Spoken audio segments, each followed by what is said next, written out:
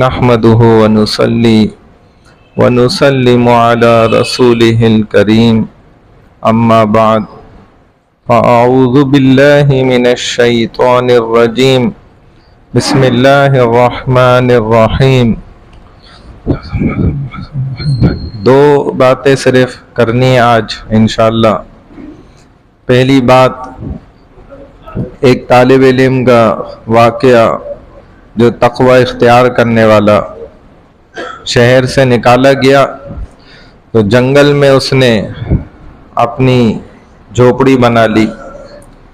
وہاں رہتا تھا، رات گزارتا اور دن میں مدرسے پہنچ جاتا اور علم حاصل کرتا۔ وقت کے بادشاہ کی بیٹی جنگل گھومنے کے واسطے نکلی اور شام دیر ہو گئی، اندھیر راستہ بھٹک گئے،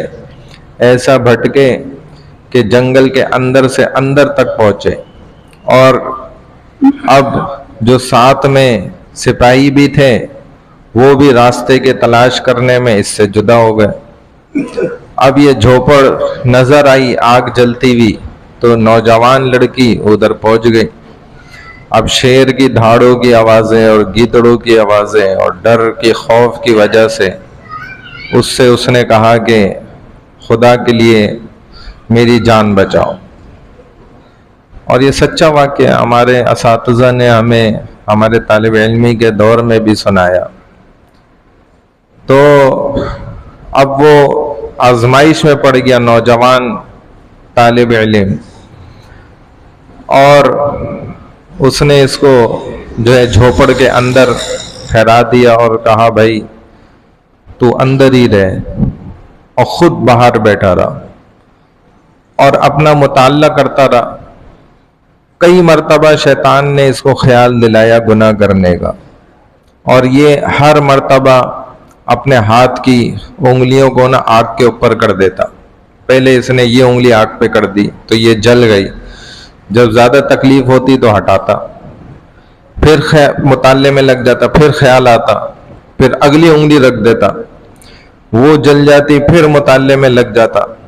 پھر شیطان خیال ڈالتا، تو اس طرح اس نے اپنے پورے ہاتھ جلا دیے، یہ سوچ کر کہ یہ دنیا کی آگ ہے اور یہ تم سے برداشت نہیں ہو رہی، جو مرنے کے بعد جہنم کی ایسی خطرناک آگ ہے، کالے رنگ کی اور 70 گنا زیادہ خطرناک دنیا سے، تو اس نے سوچا کہ وہ آگ تم پھر کیسے برداشت کرو گے۔ آخر کار صبح ہوئی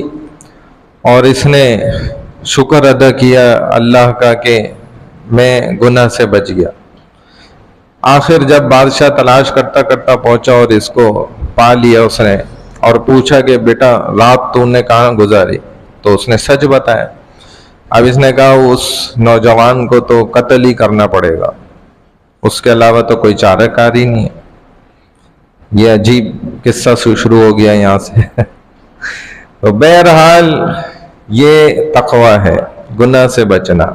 دوسری بات جو آپ سے کرنی ہے وہ بنیر کے حوالے سے کہ وہاں کے حالات آپ لوگوں کے سامنے، اور ہم یہ نہیں کہتے،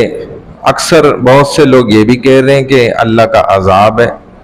اللہ نے عذاب برسایا،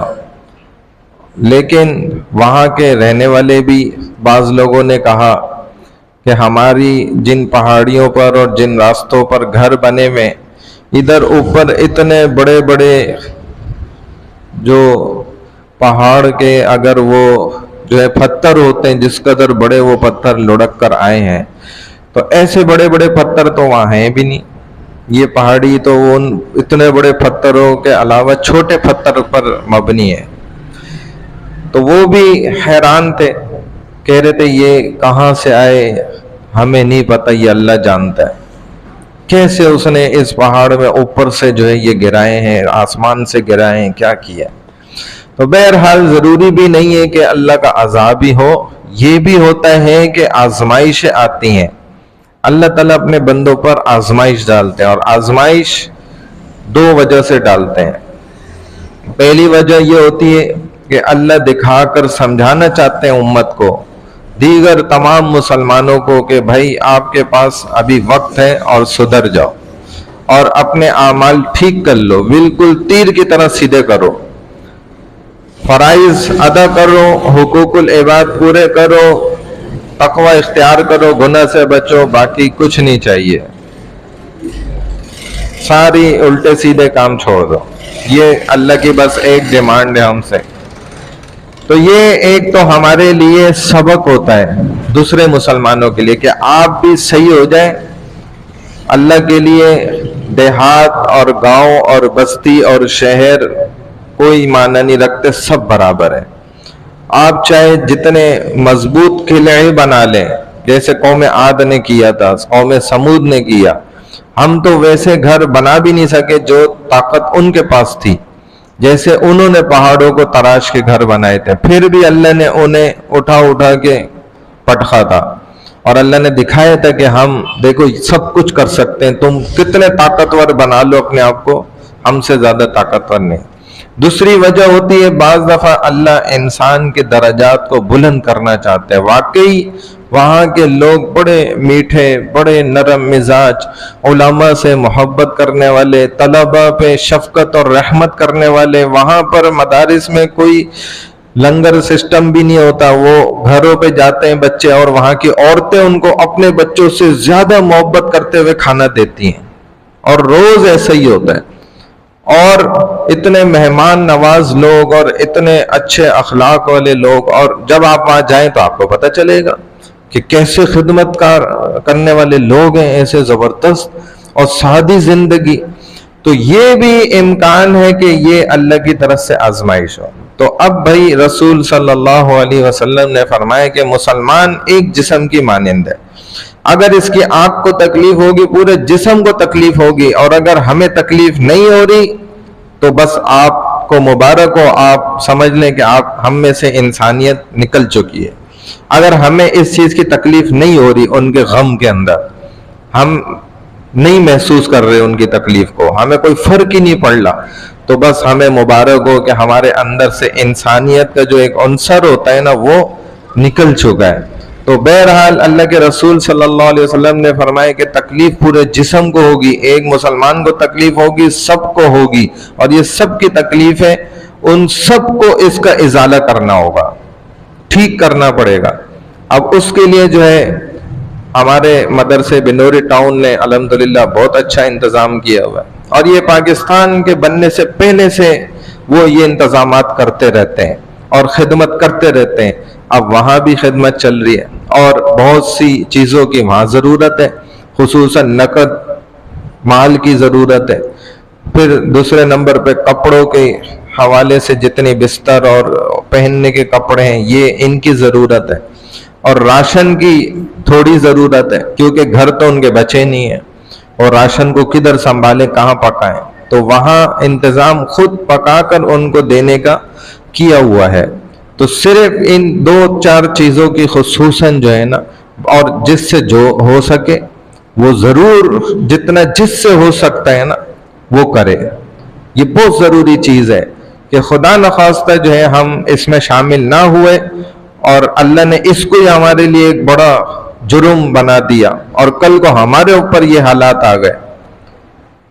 تو یاد رکھیں۔ پھر غزہ کے لوگ جو ہیں وہ اس کے لیے افسوس کر رہے ہیں، باقاعدہ وہاں سے وہ ویڈیو پیغام بنا کے بھیج رہے ہیں، اور ان کو بھی اس بات کا افسوس ہے کہ یہ جو وہاں حالات پیدا ہوئے ہیں، حالانکہ وہ خود کتنی تکلیف میں۔ تو بہرحال بھائی یہ ہم سب کی ذمہ داری ہے، ہم سب نے جو ہے نا کم سے کم، اللہ کے رسول صلی اللہ علیہ وسلم نے بھی نا یہ عمل کیا ہے۔ آپ نے سب سے پہلے اسلام کی مسجد قباء مسجد بنائی تو آپ نے اپنا کپڑا بچھا دیا، اپنا رومال تھا وہ بچھا دیا، اور صحابہ کو بولا بھائی جو کر سکتا ہے لا کے اس پہ ڈالے۔ آپ نے چندہ کیا خود، تو اب یہ تو ہمارے نبی علیہ السلام نے ایسا کیا، تو ہم بھی پھر مجبور ہو کر نا آواز لگاتے ہیں۔ ابراہیم علیہ السلام کا کام تھا آواز لگانا، باقی اللہ نے پھر اس آواز کو دنیا کے کونے تک پہنچا دیا۔ تو ہماری ذمہ داری ہے، اگر ہم نے اب تک ان کے لیے کچھ بھی نہیں کیا تو جس سے جو بھی ہو سکتا ہے، بھلے وہ 10 روپے دے، لیکن دے ضرور، تاکہ نا اللہ کو نظر آئے کہ ہاں یہ اپنے مسلمان بھائی کو ایسے خالی نہیں چھوڑتے۔ اللہ میں عمل کی توفیق عطا فرمائے۔ سبحان اللہ و بحمدہ، سبحانک اللہم و بحمدک، نشہد ان لا الہ الا انت، نستغفرک و نتوب الیک، برحمتک یا ارحم الراحمین۔